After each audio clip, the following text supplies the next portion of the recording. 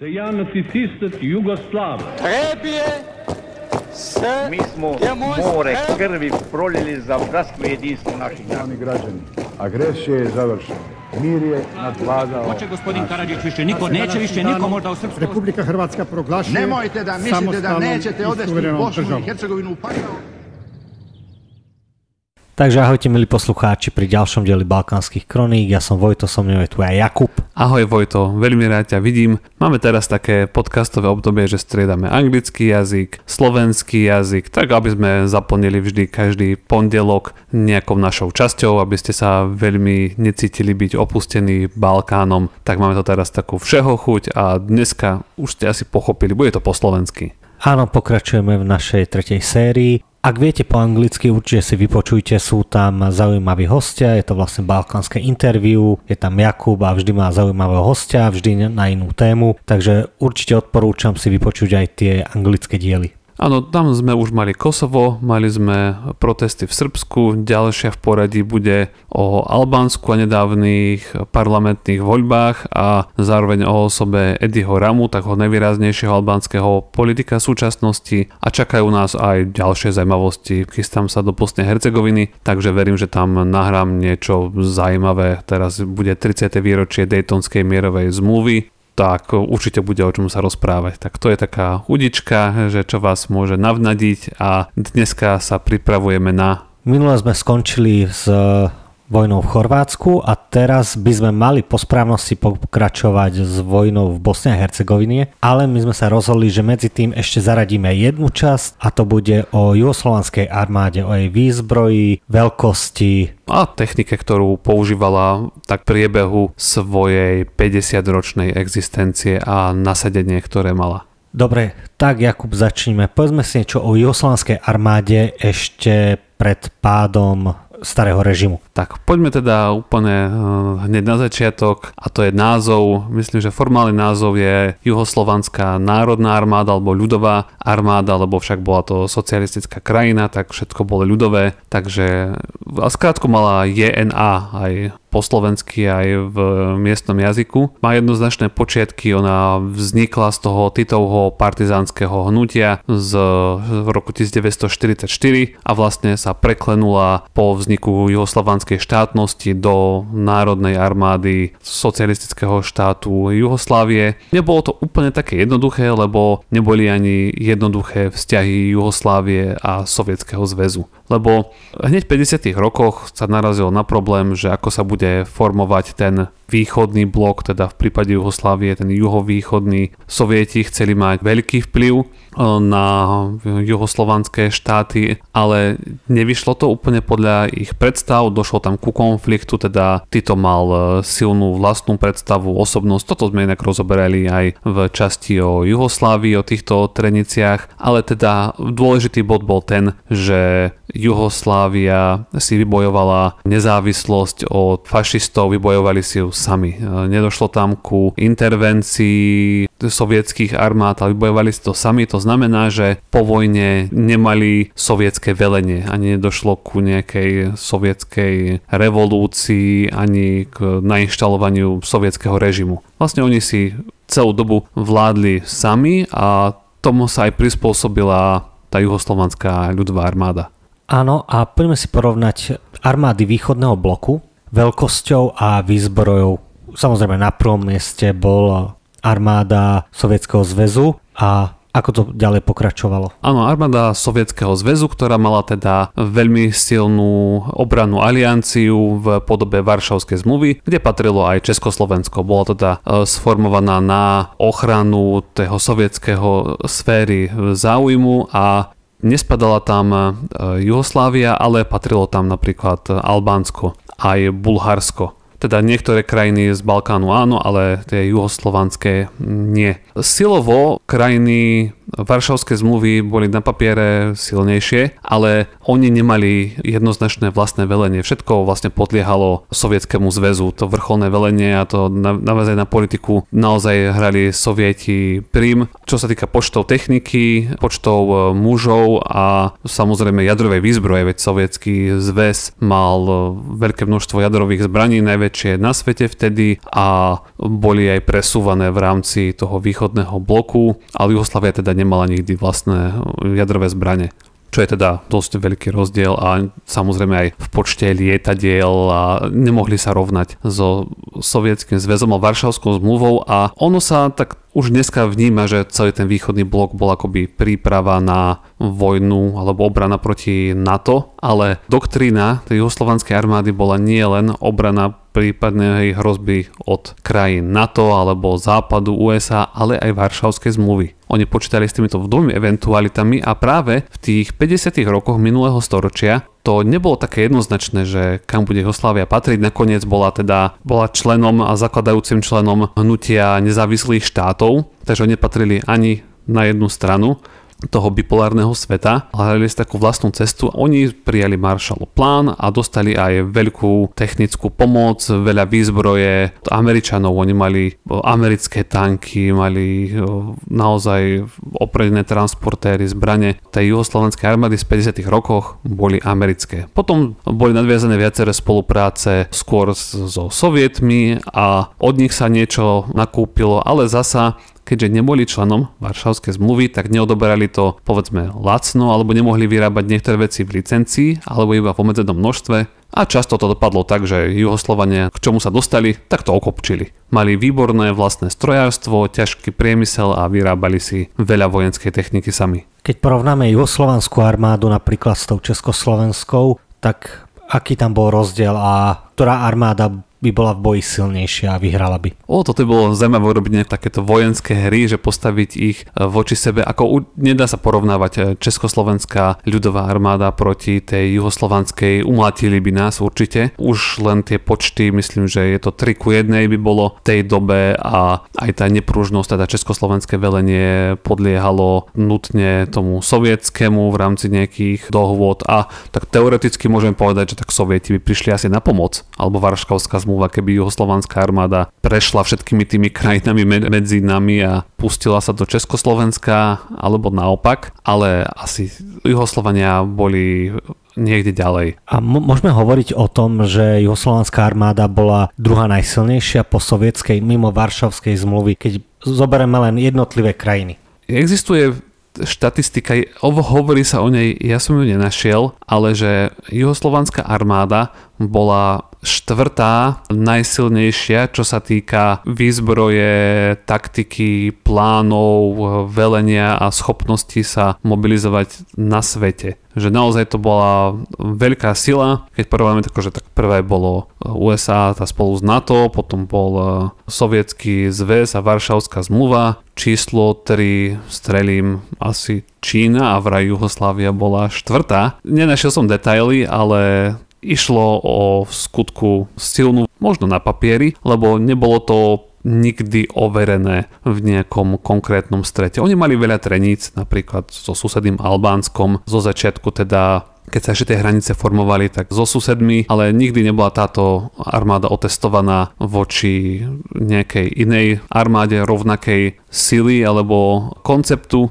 a dopadlo to rovnako vo výsledku ako v prípade Československa, že tá armáda bola nakoniec použitá iba voči svojim vlastným členom. Ako u nás jediné nasadenie síl Varšavskej zmluvy bolo voči vlastnému členovi. Československo v roku 1968, tak jediné nasledenie juhoslovanskej armády v boji bolo voči vlastnému členskému štátu, dovtedy teda dlhodobému, najprv teda Slovinsku, potom Chorvátsku a potom sa zapojila do bojov v Bosne a Hercegovine v tých 90. rokoch minulého storočia. Tá armáda bola v celku početná, ona mala 250 000 aktívnych vojakov, vlastne, že vstála v nejakej službe, či už po forme tých vojenských kádrov alebo rôznych divízií pripravených byť stále v plnej sile a letectva, mali vlastné námorníctvo. Oni vyrábali vlastné ponorky. Plnohodnotne vlastné, nie že okopírovaný nejaký iný svetový typ. Vlastné ponorky mali vlastné lietadlá, vlastné stíhačky. Tanky nemali vlastné, tanky si odkúpili a potom ich modernizovali. Vlastné bojové vozidlá pechoty, čo môže povedať teda málo ktorý štát, že toto všetko zvládol sám. A tá 250 000 aktívnych a 750 000 mužov v rezervách, takých, čo sú schopní vojenskej služby. A potom, to bola tá riadna armáda, a potom sa ešte počítalo, že každá z tých federálnych sovietských republik Jugoslávie bude mať vlastnú ešte teritoriálnu armádu, vlastne takú, ktorá sa vlastne mobilizuje. To sú bežní radoví občania, ktorí treba muži v mladosti prešli tým základným vojenským výcvikom a v prípade budú povolaní do zbrane. Tak toto bol ten prípad, toto bola práve tá armáda, čo sme sa rozprávali, Chorvátov a Slovincov, to bola tá teritoriálna, tá akože veľmi ľahko vyzbrojená, iba mobilizovaní muži s ľahkou výzbrojou a oni čelili tej plnohodnotnej juhoslovanskej armáde. Keď si zoberieme etnické zloženie Juhoslávie, tak predpokladajme, že tí základní vojaci boli približne percentuálne rozdelení v počtami toľko ako obyvateľia, ale čo sa týka dôstojníckych šarží, tam prevládali Srby? Je to úplne tak. Treba brať tak, že Srbsko, a teda Srbsko, keď ho považujeme za tedajšie celistvé Srbsko, teda so svojimi autonómnymi provinciami Vojvodinou a Kosovom, boli najpočetnejším štátom, dvakrát viacej obyvateľov mali ako druhé najpočetnejšie Chorvátsko a teda najviacej vojakov bolo zo Srbska, ale čo sa týka percentuálneho zastúpenia, napríklad v kádroch dôstojníckych tam to bolo veľmi nepomerné, lebo najvýznamnejšie dôstojnícke školy boli práve v Srbsku, boli aj v Chorvátsku. Chorvátsko bola druhá akože najsilnejšia zastúpená krajina v juhoslovanskej ľudovej armáde, ale myslím, že 60% všetkých dôstojníkov bolo zo Srbska, druhé za najväčšie zastúpenie mali Chorváti, čo bolo 14% a zvyšok sa rozhodil medzi ostatné národnosti, teda ten nepomer tam bol obrovský a to sme iba u dôstojníkov, u najvyššieho velenia, u rôznych generálov a tak bol ten nepomer ešte výraznejší. Dostávame sa ku 90% zastúpenia Srbov. A potom sa to odzrkadlilo teda aj v tých udalostiach 90. rokov, že celá tá armáda bola síce, čo sa týka tých mužov, sa roztrieštila, čo sa týka tej techniky, systému velenia plánov, to bolo vlastne srbský projekt. A teda srbsko-čiernohorský vtedy. Dobre, spomínal si, že mali vlastné námorníctvo, vlastné letectvo, pechotu, prípadne ťažkú techniku. Ktorá zložka z tejto armády bola tá najsilnejšia? Je to ako vždy pozemné sily. Pozemné sily sú vždy najpočetnejšie, majú najviacej mužov a toto nebolo inak ani v Juhoslávii. V celku zaujímavé bolo, že tam bola dosť, čo som sa rozprával s miestnymi Bosnej a Hercegoviny ľuďmi, tak mali dosť ťažkú vojnu, mali ťažkú vojenskú službu, bola dávnejšie dvojročná, potom jednoročná, ale keďže bola tak veľmi etnicky rôznorodá, tak dalo sa očakávať, že budú vojaci teda na vojenskej službe slúžiť hoci kde, budú umiestnení v kasárniach naprieč Jugosláviou a hoci kedy napríklad sa stretli teda tí regrúti, sa v jedných kasárniach bol Albánec, čo absolútne nerozumel tomu, čo hovorí Bošniak, čo potom ďalej so Slovincom alebo Čiernohorcom, tak ledva si rozumeli, do toho mali teda srbského dôstojníka, ktorý tak, nie je to iba výčitka voči Srbom, ale tak hovorí sa o tej vojenčine. Často tam bola prítomná tá šikana a do toho ich nejaký Srb šikanoval a naozaj, že bola taká, stále nejaké boli pochody, veľmi často to boli pohotovosti úplne nezmyselné, iba aby boli vojaci riadne vycepovaní, ale čo hodnotili vojenskú službu, tak, že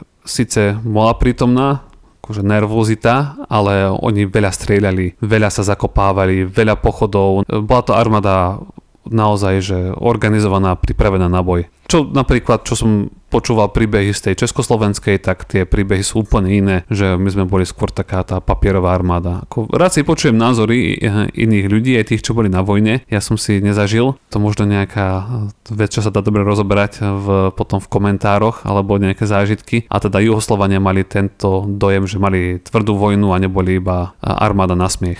Toto je často taktika štátov, ktoré sú etnicky zmiešané. V podstate týkalo sa to aj Československa, že keď dávali povinnú branu povinnosť, tak tých vojakov dávali, v Československu bolo, že z Čiech dávali tých vojakov na Slovensko, zase naopak, aby sa aj premiešalo to etnicky, vzniká lepšia súdržnosť, tam často určite máte aj vy naokolo, že počas vojny sa do seba zahľadeli dvaja, potom mali manželstvo, ktoré bolo zmiešané, československé, tak to fungovalo aj v tej juhoslovenskej armáde, samozrejme tam to bolo etnicky početnejšie. Je otázka, že naozaj keď je to etnicky početnejšie, tak či prichádza takému spojeniu alebo skôr znova väčšiemu rozdeleniu, keď máte, dajme tomu, trocha nemáte radi príklad Srbov a máte dôstojníka Srba, ktorý vás šikanuje, tak môže to práve naopak vypáliť. Tá nenávisť sa tam zväčší, ale poďme hovoriť aj niečo o konkrétnej technike slovenskej armády. Začneme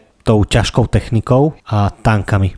Tak hovoríme o období 50. rokov. Tak zo začiatku dostali svoje prvé tanky, lebo ešte tá partizánska armáda prakticky nemala ťažkú výzbroj, ale potom v tých 50. rokoch dostali od Američanov ich tedajšie stredné ťažké tanky, tie typy M48 a M46 im predchádzajúce a tak ďalej. Takže štandardný stredný tank, dostali aj lietadlá vtedajšie a obrnené vozidla a s touto technikou oni v celku dlho disponovali, ale by som povedal, že v čom boli veľmi šikovní, teda tí Juhoslovania, oni kvalitne využili, aby sa naučili a využili pre vlastnú skúsenosť. Oni robili experimenty, že do tankov namontovali potom francúzske motory, ktoré mali tiež zapožičené nejaké tanky a skúšali, že ktorý motor bude lepší, že či z tankov francúzskych AMX alebo teda do tých amerických M48, čo od Sovietov prebrali nejakých zopár kusov, mali kalašníkovou, tak zobrali si ich, že ako ich vedia oni vylepšiť. Tak vznikla z toho juhoslovanská verzia, myslím, že M70 je skratka, je to veľmi populárny model kalašníkov a znova ho trochu vylepšili, iba neurobili čistú kópiu, ale ešte ju vyrobili lepšiu. Napríklad je známe, že čínske kópie kalašníkov boli veľmi nekvalitné, zo zlých materiálov Juhoslovania išli opačnou cestou, čo vylepšiť, neurobili lacnejšie, ale čo vylepšiť a naozaj, že boli tieto zbrane vylepšené. Ďalej vzniklo vlastné letectvo, oni zakúpili aj nejaké cvičné, myslím, Albatrosy z Československa, ale aj z iných krajín a znova postavili si úplne vlastné stíhačky od Píky, čo považuje za vrchol toho, čo môže krajina vyvinúť. Juhoslávia to dosiahla. Nebolo to až také početné, hovoríme o desiatkách kusov, neskôr pristúpili, hlavne v 80. rokoch sa veľmi rozvinula tá spolupráca so Sovietským zväzom a došlo tam k nákupu stoviek MiG-21, tých klasických stíhačiek, čo malo aj Československo, neskôr aj MiG-29, už naozaj moderných lietadiel, ktoré malo aj Československo, alebo taký zaujímavý príklad sú tanky. Zakúpili si niekoľko stoviek tankov T-72, klasický exportný sovietský tank, ktorý používal aj Československo a neskôr aj Slovensko. Však doteraz ich máme aj my v modernizovaných verziách, ale rýchlo k čomu oni pristúpili, začali vylepšovať a až natoľko, že sa naučili vyrábať prakticky všetky diely sami. Vyrábali vlastné kanóny, vlastné motory, vyrobili na ne vlastné optiky, vlastné prídavné pancierovanie a boli veľmi populárne a potom sa aj vyvážali, napríklad Kuwait ich zakúpil 150 a ich chceli nasadiť, tieto tanky M85, teda tak sa nazývala tá verzia juhoslovanská v bojoch proti Iračanom v 90. rokoch, ale tam už sa to trochu báli, lebo stále ide o typ T-72 a mohlo by dôjsť k mýlke, že sa premiešajú a nebude vedieť vlastne kto je kto, že by mohlo dôjsť k paľbe do vlastných radov. Tak nakoniec neboli nasadené do ostrých bojov a potom veľa týchto tankov ešte bojuje dneska v rusko-ukrajinskej vojne. Naozaj majú dlhú životnosť a sú považované za veľmi spoľahlivé a veľmi dobré modernizované verzie tých štandardných T-72. Vyrobili si vlastné bojové vozidlá pechoty, znova kvalitné, doteraz ich používajú Srby, pokračujú vo výrobe. Víš, taká zaujímavosť, hovoríte niečo firma Zastava? Nie. Alebo auto, poznáš Top Gear? Áno. Legendárny seriál o autách a mali tam v jednej časti auto, ktoré sa volá Jugo. Až tak som to nesledoval. Mal z toho taká sranda, že to bolo jedno z tých najhorších aut na svete, veď bolo to nie veľmi technologicky premakané auto, ale bolo lacné a Predalo sa ich celosvetovo 150 000 kusov, dosť sa exportovali. Je to auto Jugo od firmy Zastava. Vlastne to bol vedľajší produkt toho, že vyrábali aj Zastava je hlavná zbrojovka Jugoslávie, vyrábali tie spomínané Kalašníkovy, ťažkú techniku a popri tom vyrábali aj teda tieto auta Jugo. Oni veľa vyrábali Fiatov v licencii a toto bol ich vlastný model. Každá táto technika bola potom nasadená aj vo vojne v Slovinsku, Chorvátsku a Bosne a Hercegovine. Zaujímalo by ma, jak obstála táto technika pri strete, napríklad keď vieme, že Chorváti už potom dostali moderné stroje od zahraničných partnerov. Ako obstála táto technika v priamom boji? Obstála veľmi dobre. Šlo naozaj o kvalitné zbrane, veľmi dobre vyrobené. Nikto sa ich nesťažoval, že mali nejaké veľké závady, či sa už týka munície, delostreleckých granátov. To nespomenul som delostrelectvo, majú vlastné modely. S vlastnými kalibrami vyrábala Jugoslávia. Dodnes sa s nimi bojuje znova Ukrajina, Rusko. A teda nešťastne bola táto všetká technika nasadená počas tých bojov 1991 až 1995 a osvedčila sa. Tanky boli spoľahlivé, kvalitné, dobre chránené, aj keď teda samozrejme straty boli, ale dali sa často tieto tanky veľmi rýchlo opraviť jednou či druhou stranou. K tankovým bojom nejakým výrazným nedošlo.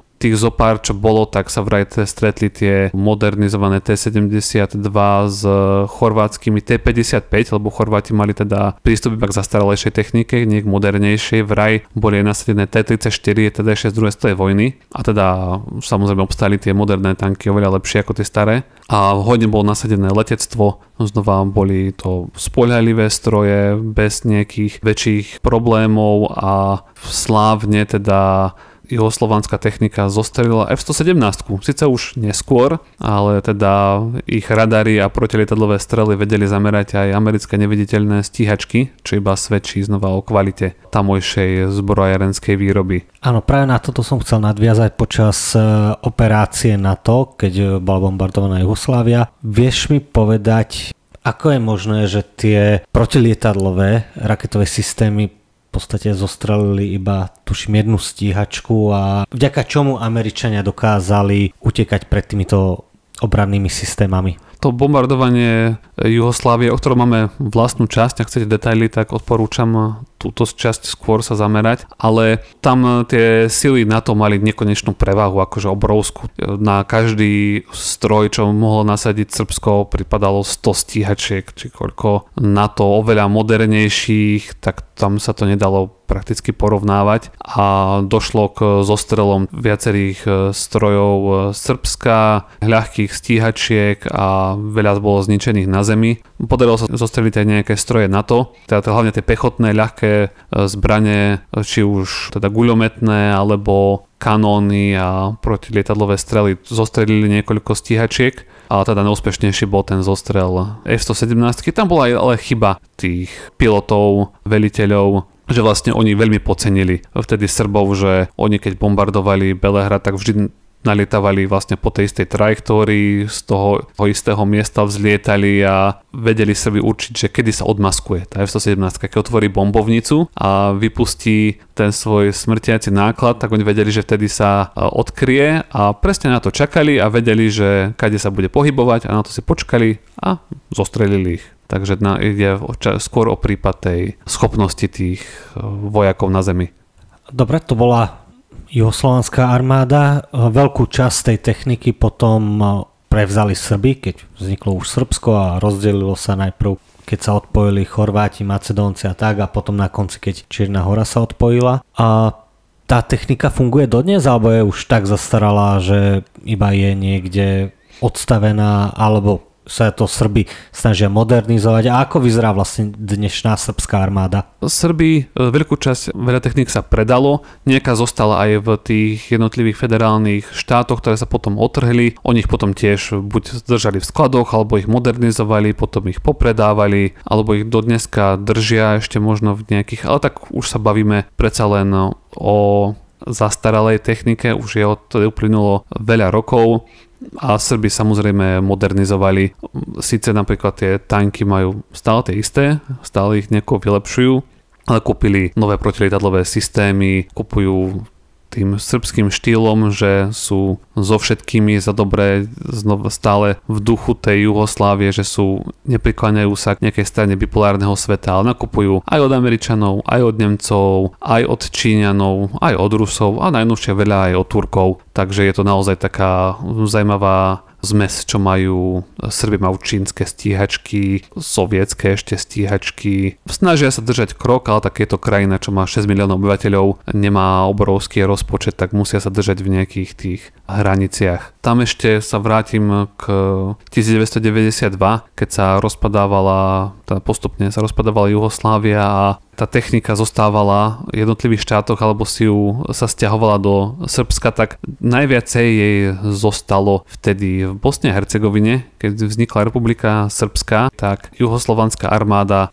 z veľkej časti prešla do užívania Republiky Srbskej. Takže tam naozaj bolo veľmi veľa techniky a strojov a aj potom mužov, čo vlastne zmenili iba uniformy, tak tam potom tá vojna nabrala teda tie veľké obrátky. Ale z veľkej časti sa teda stiahla naspäť do Srbska a je vo veľkom stále predávaná. Znova, aj bolo to nedávno v správach, sú výčitky od Ruska, že Srbsko strašne veľa predáva výzbroje Ukrajincom a je to obrovský obchod a chceli by to zastaviť, ale tak je to príliš dobrý obchod. A zásoby sú stále obrovské a tie zbrojovky tamojšie stále fungujú a produkujú. Áno, pokiaľ viem, aj MSM Group, čo je slovenská firma, dnes práve najbohatšieho Slováka, má tam priamo fabriky a produkujú a vďaka tomu aj vlastne sa stal pán Strnad najbohatším Slovákom. Dobre, to sme mali juhoslovanskú armádu, bolo to také špecifické, určite dúfam, že ľudia, čo sa zaujímajú o vojenskú techniku, si tento diel užili. Dúfam, že aj vy ostatní, ktorí nás počúvate pravidelne a ďakujeme a tešíme sa na ďalšie diely s vami. Do počutia na budúce. Ahojte.